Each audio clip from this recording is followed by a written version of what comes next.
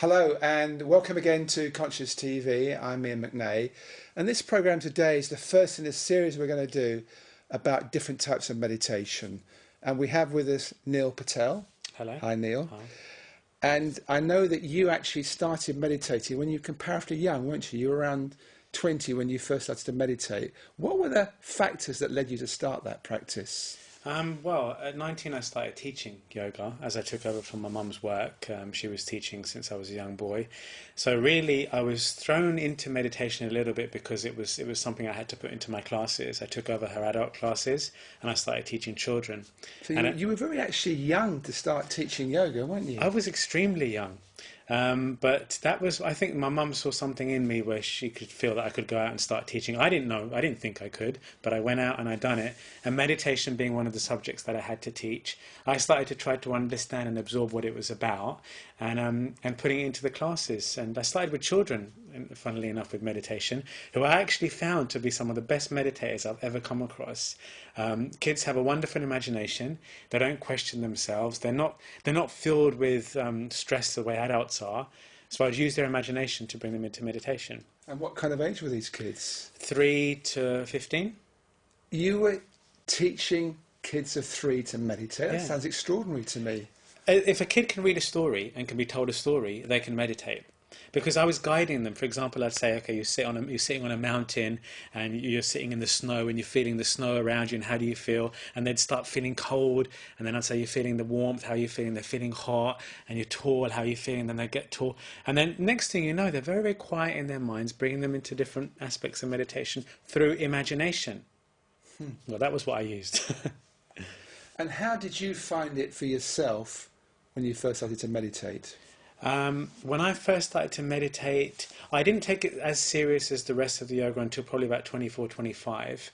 The first things you come across, obviously, things like concentration, learning to concentrate properly, trying to get a technique that you can understand. But yeah, I found it quite good, useful. I would say that my first experiences of meditation were to do with my creative process of writing poetry and making music, which kind of married the two worlds together. Concentration being key in all of those things. Did you try different types? There's all these different types of meditation we read about and some of us try. I didn't actually. What I first done with meditation was use my logic, knowing that first I have to be able to relax to be able to meditate. So I would just sit there and just try to still everything in myself. And once I was able to still myself, then slowly through reading books on meditation, I would understand that I need to concentrate on my third eye or concentrate on my breath. And then I started to direct myself. But I think intuitively I realized that if you can't relax, you can't meditate. So I played with that in the beginning. And were you basically doing sitting still meditations, or were you also doing active meditations? When it came to meditation, I saw it as something that is still.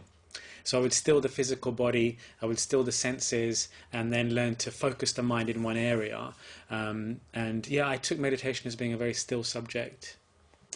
So how when you were starting, did you learn to still the mind? Because we all have this monkey mind that's going all over the place. I think concentration and focus, focal points, are really the key to everything in meditation, is having something to concentrate upon. I would say probably what came to me to help me the most in terms of focus and concentration was the balancing exercises of yoga. For example, tree pose, when you learn to stand on one leg. And then I started to realize that the little concentration point that I was using to focus on while I was standing on one leg was actually holding me very steady. And then, as I'll tell you more about my techniques later, I learned to sit down, close the eyes, and literally imagine that I'm still looking at that focal point. And then I was able to then understand the transference between physical balance and mental balance. So, that really helped a lot. And that actually became one of my first techniques in my system. Because I know at one time you were quite ill, you had cancer, didn't you? I did, and yeah. you used the meditation as well to help you with that healing journey. I did. At 27, I went through a serious cancer condition, and meditation was one of the things that I used to help me to come out of that and to prolong my health and bring more well-being. I think the meditation helped because it drew any stress or any negative energy away from me and helped my soul's energy to to take over my being and initiate a healing process, and then control that healing process. I would say that it's probably the thing that I live on now, was the energy from meditation. Because simply it's the soul's energy coming through, and that's always healed. It's always in a state of healing, as opposed to where the body is.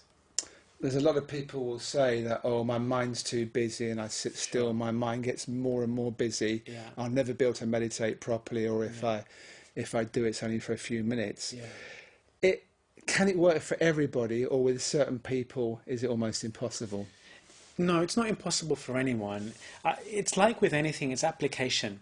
What I found in my classes is people that come and they try it once and then they can't do it. It's like saying the first time you sit on a bike, you're going to fall off. The first time you try and play football or swim, you're going to miss the goal and you're going to sink, right? But with everything, if you practice it, you get better. The thing with meditation is it's not a normal muscle. But you've got to see it like a muscle, that the power to concentrate is like a muscle pumping in your body. And every day if you go to the gym or you practice yoga, you get strong and you get more mental patterns in your muscles that work. The mind works the same way. You have to develop these samskaras, these patterns of thought, which eventually through practice you can master. But because it's so intangible, you think if it's not there, it's not there. But these mental muscles need developing. So practice, as with anything. So it's a question really of making a commitment and saying, look, I want to do this enough, and just staying with it. And I guess having a teacher is quite helpful in that, isn't it? Because if you're staying with it on your own, you there's less incentive, or there's less focus. Absolutely. You need good techniques as well. I've found techniques to be incredibly important with meditation.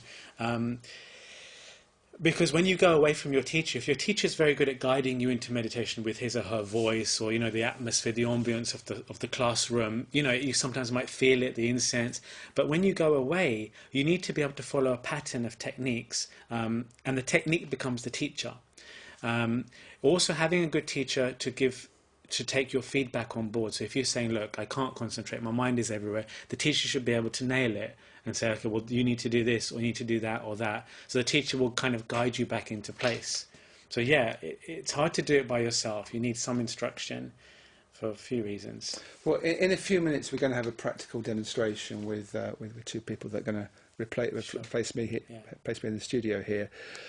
What would you advise people watching on TV in terms of how often to try meditation? Is it like once a day, or once a week, or twice a day, or?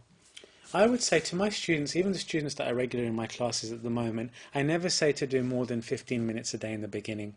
And even now, because really, to be honest with you, it's not so much duration, it's intensity.